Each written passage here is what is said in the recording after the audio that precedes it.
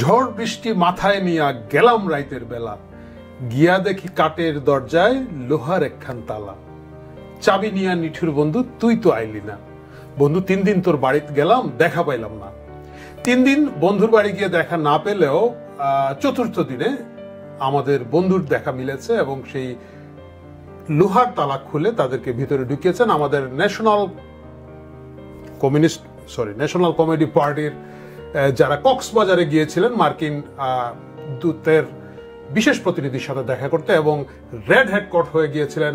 এবং তার কারণে একটা বিব্রতকর পরিস্থিতি হলো, মার্কিন যুক্তরাষ্ট্রের যে প্রতিনিধি এখানে ছিলেন ওইটাও হাঁস না ভাই, হাঁস মুরগি কেউ ছিল না, বাট ছিলেন যারা ছিলেন তারা পিছনের দরজা দিয়ে পালিয়ে গেলেন এবং আমাদের যারা জাতীয় নেতৃবৃন্দ আছেন তারা সামনের দরজা দিয়ে পরের দিন পালিয়ে আরেকটা হোটেলে চলে আসলেন। পালিয়ে বলা ঠিক হয় নাই, মানে চলে আসলেন আর কি।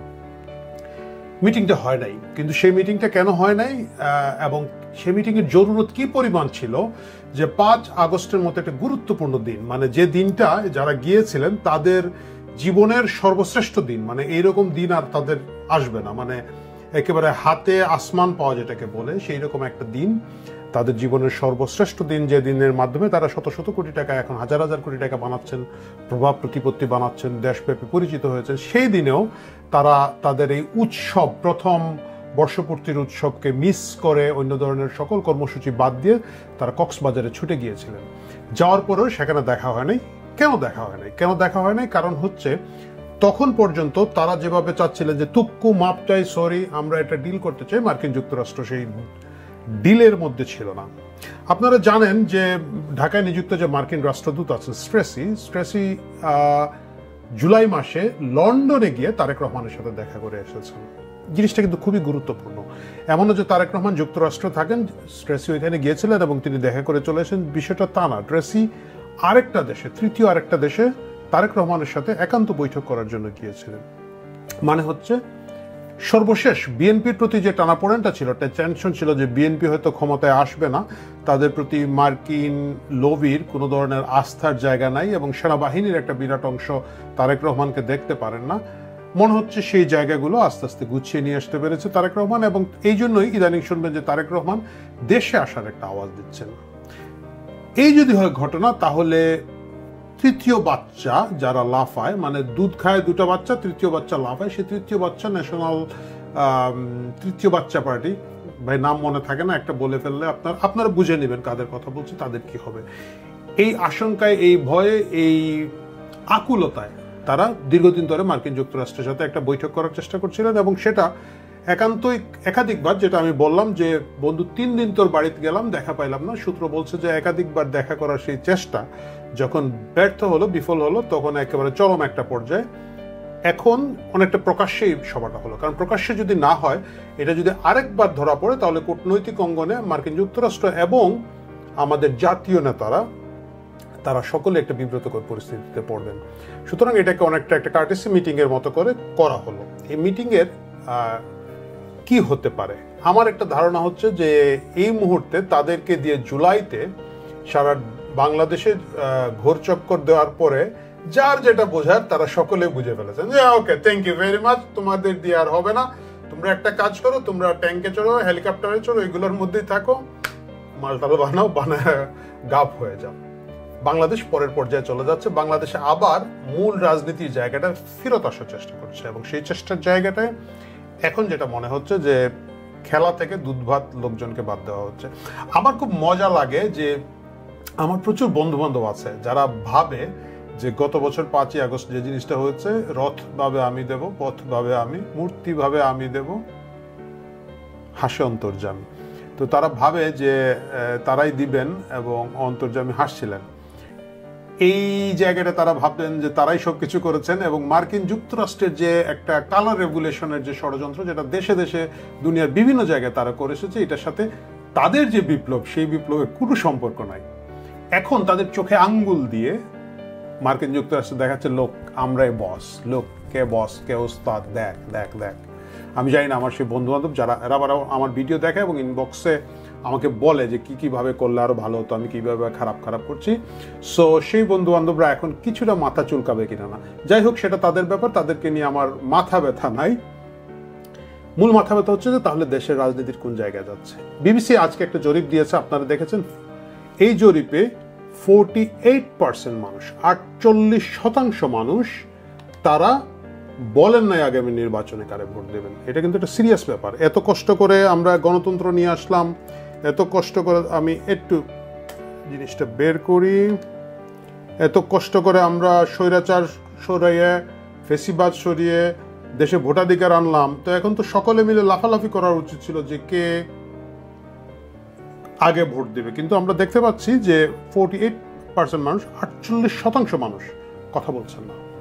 বাকি যারা কথা বলছেন সেই কথা আপনারা দেখবেন। খুব ইন্টারেস্টিং জিনিস হচ্ছে যে জামাত ইসলামী একটা ভালো ভোট পাচ্ছে। 12% মানুষ বিএনপিকে, 10.4% মানুষ জামাতে ইসলামকে, 7.3% মানুষ আওয়ামী লীগকে এবং 2.8% মানুষ এনসিপিকে ভোট দিতে চায়। জরিপটা কখন হচ্ছে তখন আপনাদের খেয়াল রাখতে হবে। এই মুহূর্তে বাংলাদেশের সবচাইতে কমফোর্টেবল সিচুয়েশন আছে জামাতে ইসলাম এবং তাদের অঙ্গ সংগঠন ছাত্র শিবির, তাদের অঙ্গ সংগঠন এনসিপি, তাদের অঙ্গ সংগঠন আরো যেগুলো গুড়াগাড়া পার্টি আছে তারা। সুতরাং তাদের সমর্থকরা এখন বুক ফুলিয়ে এবং প্রত্যেকে, আপনারা জানেন যে জামাত যারা করে থাকে তারা কেউ মিস করে না, প্রত্যেকে বলছে ভোট দেবে এবং সেটা হচ্ছে সর্বোচ্চ গিয়ে দাঁড়াচ্ছে 10.4% মানুষ। এটা বিবিসি, আমি নিউজটা পড়ছি। যদি সেটা হয়ে থাকে, জামাতেরটা আমার কাছে মনে হয় মোটামুটি ঠিক আছে। বিএনপি 12% মানুষ ভোট দিবে বলেছে, যেটা আমার কাছে বিশ্বাসযোগ্য মনে হয় নাই। হ্যাঁ, অবশ্যই বর্তমানে বিএনপির যে অবস্থা, লোকজন অনেকটাই আগে ভালো ছিলাম মুডে চলে গিয়েছে। পাহাড় পর্বত নদী নালা টেম্পু স্ট্যান্ড কোনো কিছুতেই খেতে বাকি রাখছেন না আমাদের বিএনপির তৃণমূল কর্মীরা, এবং প্রতিদিন শত শত ডজনে ডজনে হালি হালি করে বিএনপিকে বহিষ্কার করা হচ্ছে চাঁদাবাজি এবং মাস্তানির জন্য। আমি জানি না ভাই এটা গিয়ে শেষ কোথায় দাঁড়াবে। লোম বাঁচতে বাঁচতে কম্বল তো উজাড়, বিছানা উজাড়, কার্পেট উজাড়, সব উজাড় হয়ে যাবে। সেটা যাই হোক, বিএনপির অবস্থা এই ক্রাইসিসের মধ্যে 7.3% মানুষ আওয়ামী লীগকে ভোট দিবে বলেছে। আমি কোথায় যেন মন্তব্য করেছি যেগুলো হচ্ছে ঘাউড়া আওয়ামী লীগ, বুঝছেন, এইগুলা এই তো কিছুর পরে বলছে। প্রশ্ন হচ্ছে, আর ওই যে কি বলে বাচ্চাদের পার্টি, ওইটা 8%, 2.8%, ওইটাকে আমি গুণাতেই আনছি না, ওইটা লোকজন হয়তো বলেছে 2.8% ভোট তারা পেতেই পারেন সারা বাংলাদেশে।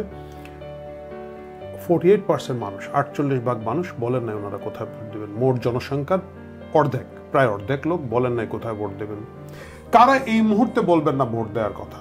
যারা বলবেন না তাদের অধিকাংশ লোক আমি ধারণা করছি আওয়ামী লীগের সমর্থক। কোন সুস্থ লোক, মানে এই যে ধরেন 7.3% ঘাউড়া আওয়ামী লীগ ছাড়া কোন সুস্থ লোক এই সময়, আপনারা যারা দেখছেন, কেউ কি একজন অপরিচিত লোক যদি এসে বলে ভাই কাকে ভোট দেবেন, আপনারা কেউ বলবেন নৌকায় ভোট দেবেন? বলবে না। কারণ প্রথমে চিন্তা করে নৌকা বলার সাথে সাথেই তো রাতের সমন্বয়ক এসে চাঁদা খুঁজবে, মব বানাবে, দিনে এসে আর একটা তামসা তৈরি হবে, তারপরে এইটা দখল হবে, ওইটা দখল হবে, মাপ চাই, দোয়া চাই, ভোট লাগবে না, তোর ভোট তৈরি রাখ, আমরা ওই আলাপেই যাব না। এর মানেটা কি দাঁড়াচ্ছে? এর মানেটা দাঁড়াচ্ছে দেশের একটা বড় সংখ্যক লোক, বিশাল সংখ্যক লোক বর্তমান সরকারকে অনাস্থায় নিয়েছে। এদের যে সিস্টেম, এদের যে লোকজন আছে জামাতে ইসলাম এবং তার অঙ্গ সংগঠন, এগুলাকে অনাস্থায় নিয়েছে। বিএনপির প্রতি তাদের আস্থা ফেরত আসে নাই এবং তারা আওয়ামী লীগের জন্য অপেক্ষা করছে। এই যখন অবস্থা, জনমানুষের কাছ থেকে যখন সমর্থন চলে যায়, তখন এই মুহূর্তে মার্কিন যুক্তরাষ্ট্র যেরকম এনসিপির পিছন থেকে তাদের সুতা টেনে নিয়ে যাচ্ছে, আগামীতে আর কার কার সুতা টেনে কোথায় চলে যায় সেটা আমাদের দেখার বিষয়। এই ফাঁকে হ্যাঁ, তারা বন্দর নিয়ে যাবে, হয়তো কক্সবাজার, সেন্ট মার্টিন দ্বীপে প্রবাল রক্ষা করতে তারা প্রবল বেগে এগিয়ে আসবে, সেটা হয়তো হতে পারে। কিন্তু আলটিমেটলি আগামী নির্বাচন কি হতে যাচ্ছে, কিভাবে হতে যাচ্ছে, এটা খুব ইন্টারেস্টিং একটা জায়গায় চলে গেল। আপাতত আমরা দেখতে পাচ্ছি দুধ ভাত খেলা থেকে বের হয়ে যাচ্ছে, আগাছা উপড়ে ফেলা হচ্ছে। আমার একটা দুঃখ, মার্কিন যুক্তরাষ্ট্রের প্রতি একটা ক্ষোভ, অভিমান। তারা যে একটা এই মিটিং করলেন, অবশেষে একটা প্রকাশ্য মিটিং করলেন, সেখানে তারা মাংস মাসুদকে নিয়ে গেলেন না। জাজেস আর স্টেপ ডাউন, জাজেস আর স্টেপ আপ, এই জিনিসটা, এই ইংরেজিটা আমি খুব মিস করলাম। এবং আমার ধারণা যদি এটা দেখতেন আমাদের ভারপ্রাপ্ত মার্কিন রাষ্ট্রদূত, ওনার জন্য জীবনে একটা বিরাট স্মৃতির ঘটনা হয়ে থাকতো।